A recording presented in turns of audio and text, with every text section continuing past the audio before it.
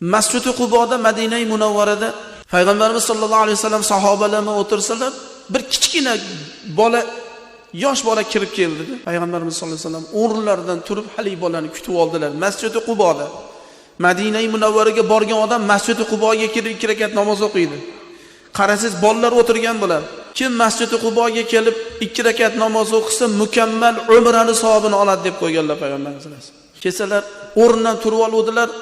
Hali bolani yonlariga o'tirgizuvdi. Sahobalarning qalbida nimadir gap paydo bo'ldi shekilli.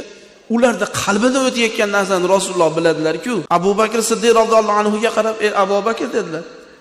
Bu kichkina bola nevaradan kichkina go'day bolani Rasululloh bizni tepamizga o'tirgizib oldi deb xafa bo'lmanglar dedilar. Bu bola dedilar, sizlar aytmagan salovatni menga aytadi dedilar. Bu bola bugun meni yonimda o'tiradi, jannatda ham meni yonimda bo'ladi dedi. Muhtaram jamoat, kim bu hadisni o'qib salovatga qiziqmaydi? Kim Rasululloh sollallohu alayhi va sallam bilan ziyorat qilishni xohlamaydi?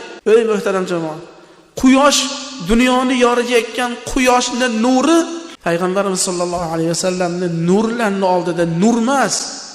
Kim qiziqmaydi bunga? Allohumma solli ala sayyidina Muhammadin bi'adadi man salla alayhi va solli ala Muhammadin bi'adadi man lam yusalli alayhi va solli ala Muhammadin kama tuhibbu va tarda an yusalla alayhi.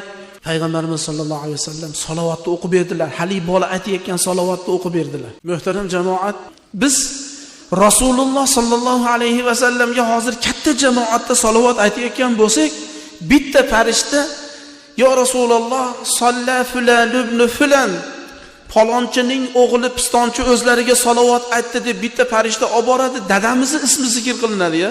Agar muborak ravoi mutahharalarda Ravza-i sharifalarning oldida turib salovat aytsa nima bo'ladi? Man solla alayya inda qabri raddallohu alayya ruhi dedilar. Agar ummatim meni qabrim oldiga kelib turib menga assalatu vassalamu alayka ya Rasululloh desa, Alloh jalla va ala jasadimga ruhni qaytib beradi.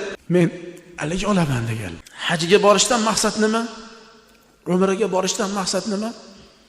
Rasululloh sollallohu alayhi va sallam bilan ko'rishish, ziyorat, dardingizni aytasiz ya Rasululloh. Andijonda falon yeridan keldim, men o'zlariga ummatman, qiyomatda meni shafaat qilsinlar deysiz.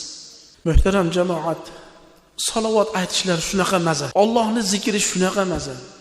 Hayotda kamchiligingiz bo'lmaydi.